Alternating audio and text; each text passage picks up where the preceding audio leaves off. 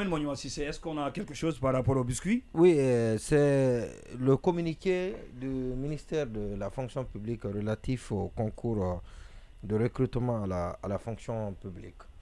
Et ça me paraît trop bizarre. Qu'est-ce qui se passe encore? Je dirais bizarroïde. Après que les candidats ont déposé, ont rempli les formalités, après que pour la première fois on a programmé les concours, alors on sort de chapeau de roue un autre communiqué pour dire qu'en raison des difficultés liées à l'authentification des diplômes, on demande encore à ces candidats de déposer un certain nombre de dossiers. Et le ministre constate que cela n'a pas été fait parce que les gens en ont marre.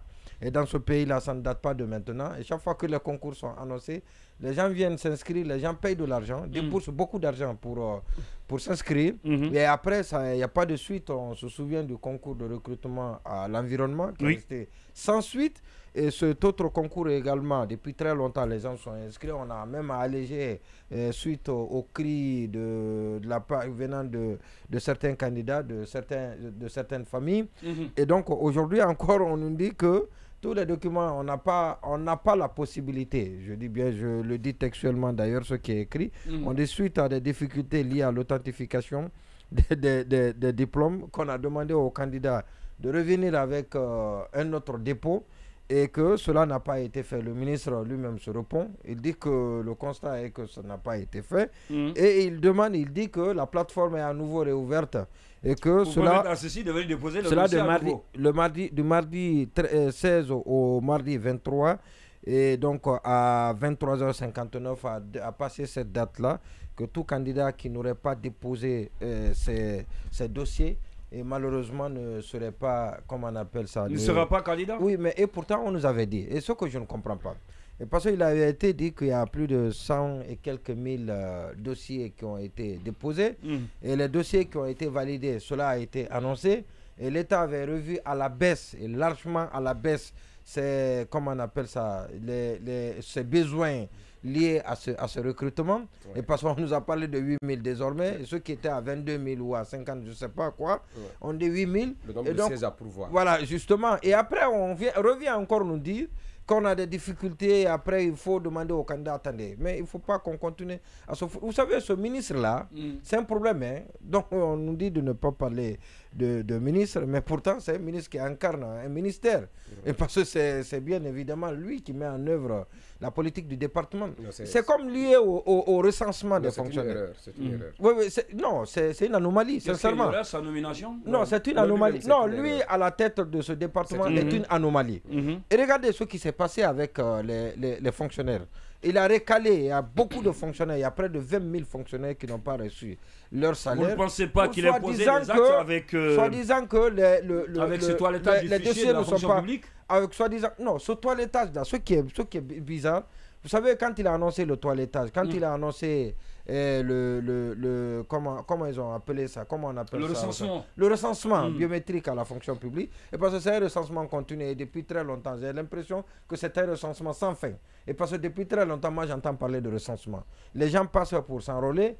Et quand cela a été annoncé, on a dit que c'est une très bonne chose. Parce que nous savons que la fonction publique en elle seule est une source de déperdition de nos fonds.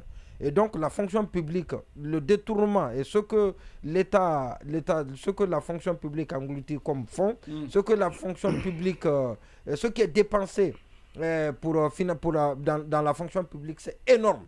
Et nous savons tous, sans certainement passer à la vérité, sans s'assurer à travers ce qui est fait sur le terrain, il y a beaucoup de fonctionnaires fictifs, ça nous le savons, ou des fonctionnaires inactifs, ces fonctionnaires qui ne travaillent pas et qui sont là et qui prennent ça, nous le savons. Mais ça a commencé quand? Depuis très longtemps. Ça a commencé depuis très longtemps, et quand ça a commencé, tout le monde a applaudi des deux mains, mais ça ne finit pas. Moi, je n'ai pas vu un processus sans fin. C'est-à-dire un processus qui commence, il y a eu combien? 5 enrôlements. Il y a eu 5, c'est plus de 5, hein. Les gens sont venus, ils ont mais est-ce que c'est pas pour éviter de faire du tort aux gens qui retardent à venir s'inscrire? Non, ça doit finir. Vous savez, j'ai dit ici dans ce studio, au niveau de la plateforme qui a été mise en place. J'ai dit ici, quand on a annoncé le recrutement à la fonction publique, j'ai dit que ça ne peut pas avoir lieu. Pourquoi? Et parce que c'est une suite logique. Ceux qui avaient commencé le travail de digitalisation, le travail de dématérialisation de la fonction publique, qui avait commencé avec une société qu'on a trouvée ailleurs avec un montant, on en a parlé dans ce studio, qui ne justifie nullement le travail qui doit être fait. Et on a dit que ce travail, il est loin de terminer. Et c'est à la suite de ce travail-là que les gens qui seront... C'est à la suite de ce travail que des gens, ceux qui sont formés, et ceux qui sont rompus à cette tâche-là, donc devraient procéder à ce concours de recrutement et d'abord déterminer les besoins. Et on ne peut pas déterminer les besoins si on n'a pas fini d'abord d'identifier, si on n'a pas fini le travail préalable. Et donc, on l'a dit ici, on l'a alerté, malheureusement, on nous a annoncé, et ça a été même dit au Conseil des ministres, que le concours de recrutement aura lieu. Et c'est la parole du président qui a été engagée. Oui, et malheureusement, tout le monde attendait. Le Conseil des ministres, c'est l'instance suprême de prise de décision au sein du gouvernement, au sein de l'État. Alors, de l'exécutif. Merci pour cette précision. Ça a été dit, ça a été redit. On a débuté sur cette annonce-là au Conseil des ministres. Même malheureusement, jusque-là, on est en train de tituber, on est en train de trébucher, on est en train de trouver des prétextes. Est-ce que cela ne va pas susciter la colère de Poncilon à un moment donné? Oui, la colère de Poncilon. Mais bien sûr, les gens payent de l'argent, mais qu'est-ce qu'on en fait? On était à plus de combien? À près de 15 milliards ou 20 milliards d'argent mobilisé à travers les inscriptions. Et on a même pensé que c'était de l'arnaque. Et ce n'était pas, c'est pas loin de ça. Non, c'est pas de l'arnaque quand même. On a pensé, non, on a pensé que c'est de l'arnaque.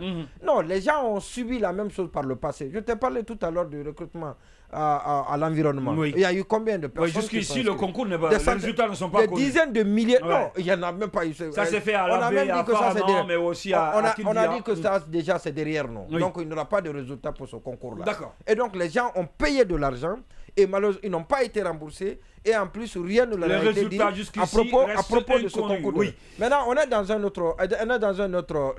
C'est comme un cirque, quoi. Ça tourne, on ne sait pas, c'est le serpent qui... Oui, mais à la différence, Lamine... Donc ça ne finit pas, on est toujours dans ce boulot. À la différence, l'environnement, c'est un département. Cette fois-ci, ce concours donc organisé, ou qui doit être organisé par le ministère de la fonction publique, concerne l'ensemble des départements. À la différence, oui. Habib Marouane Kamara, qu'est-ce qui se passe au niveau des ambassades? Non, d'abord, il faudra revenir, c'est essentiel, et voire même vital de revenir sur... le concours, cet échec de Julien Yombono. C'est un échec, Vous savez, non, lui-même, c'est pas trop dit quand on dit un ministre à la fois par erreur et par défaut. Parce que c'est quelqu'un qui est loin d'être... qui est loin d'être dans les responsabilités. Mais il a entrepris des réformes quand même. Quelles réformes? Des réformes inabouties. Oui, le fichier, des réformes par exemple, du fichier de la fonction publique. Où on demande au peuple de contribuer pour l'État. Vous pensez que cela dégage une certaine sérénité? Ça dégage une certaine responsabilité? Je ne pense pas. Je pense que ce ministre a essuyé dès le départ. Et aujourd'hui, la preuve en est que, même pour un simple concours de recrutement, l'État peine à trouver de l'emploi. Pendant ce temps, on a une administration ralentie. Depuis combien de mois? Il y a plus de 20 000 fonctionnaires aujourd'hui qui ont été... Qui ont admis à faire valoir le droit à la retraite. Exactement. Mais vous savez, ce qu'on ne nous dit pas suffisamment, il y a des gens qui ont été nommés et aujourd'hui qui sont venus, qui sont en train de meubler les différents postes à pouvoir au sein de cette administration. On ne nous dit pas toute la vérité, mais il suffit juste de faire aujourd'hui un tour au niveau des différents départements. Et pour preuve, il y a une des nièces du ministre de la Défense qui occupe un poste de responsabilité du côté du ministère de la Sécurité, qui est chef de cabinet une jeune dame qui vient à peine de finir son université. C'est la fille du grand frère du ministre de la Défense. C'est comme ça. Du ministère des Sports. C'est une fille qui, aujourd'hui, elle a besoin d'être assistée parce qu'elle-même, elle ne connaît pas comment fonctionnent les dossiers. Je vous dis qu'il y a... allez-y, ce l'autre-là, c'est qui Bill Dessam. ministère de la Culture. Allez-y, c'est ce que je dis, vous pouvez vérifier. De la Culture, oui. C'est une évidence. Non, je pensais c'est la fille du grand frère du ministre de la Défense. Parce que la République est devenue une histoire de famille. Malheureusement, on ne dit pas toute la vérité. Et tous les jeunes, ce que je peux dire, comment on appelle cette racaille qu'on a ramassée du côté de l'Europe, qui est venue, qu'on a déversée. Mais s'il a des bagages qui lui permettent d'être nommé là, il y a un problème. Non, il y a un problème. Il y a véritablement un problème. Parce que ni le colonel, ni le Premier ministre, ni ses ministres, aucun d'entre eux n'est à sa place. Mamadi n'est pas à sa place. La place d'un militaire, c'est au front ou c'est dans un camp militaire. Les autres ministres qu'on a cooptés, je ne sais sur quels critères, qui viennent aujourd'hui. Vous avez vu comment la République fonctionne. La République fonctionne comme un vieux camion. On va dans tous les sens. On ne sait pas, quand tu vois le pays, toi-même tu prends ta tête parce que tu sais que le lendemain qui arrive, c'est quelque chose qui n'est pas du tout rassurant. Donc on ne peut pas continuer dans cette situation. Il n'y a pas Internet, il n'y a pas faudrait qu'on interpelle ces ministres, comment on appelle ça, il y a un terme approprié pour bien les décrire. Comment on appelle vous savez, ces juniors qu'on a, ces cadets qu'on a pu nommer à des niveaux de responsabilité, il faudrait qu'ils se ressaisissent. Julien n'est pas à sa place. C'est un ministre par erreur et par défaut. Mais je pense que c'est pas, la faute ne l'incombe pas directement parce qu'au niveau du sommet, Mamadi lui-même, c'est quelqu'un qu'on a eu par